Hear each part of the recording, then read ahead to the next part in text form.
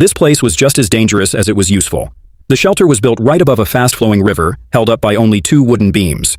One wrong move, and you'd fall straight into the water.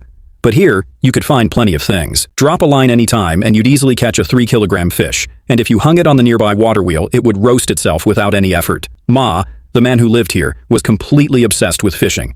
The moment he stepped out of his house, his eyes would search for the perfect spot to cast his line. The river was wild and dangerous, but he found a massive rock he liked. He left his gear there and went to the forest to cut wood. His plan was to build a fishing platform on top of those 2 big stones. First, he leveled the rocks, then shaped the wood so everything fit together perfectly. 2 thick logs became the foundation. With the help of his tools, he set up the frame. In his eagerness to cast his line, he worked even faster. In no time, a sturdy platform was ready.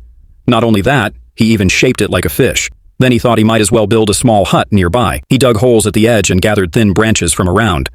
Sticking the branches into the holes, he raised the frame, then wove more branches together to form the walls. The walls weren't very strong, but they were enough for him. Building the roof was easy too. He placed wooden beams on top, bent the branches, and tied them together.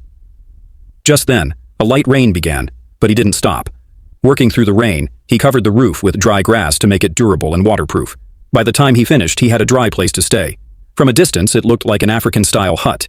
Air came in from all sides, but for comfort, he even built a small window. At least it was enough to get through the night. The next day, he scraped moss from nearby rocks and filled the gaps in the hut's walls. Now he needed another spot to cast his line. Under the hut, he built a small wooden bridge.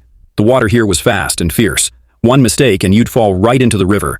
But that thrill was exactly what he loved. After resting a bit, he placed some stones at the edge of the bridge so he could later make a fire there. Then he dug up worms from the soil and went to the nearby lake to fish. Ma was an expert at bluegill fishing. Soon enough, he caught a big one.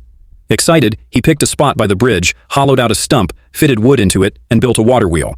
Once he set it in the strong current, the wheel spun continuously. He cleaned the fish, seasoned it with spices, and tied it to the axle of the wheel. As the wheel kept spinning, the fish roasted slowly and evenly. Ma was clever too. He first had his friend Shugo taste the fish to make sure it wasn't poisonous. Once he was sure everything was fine, he sat back and enjoyed the fruits of his labor.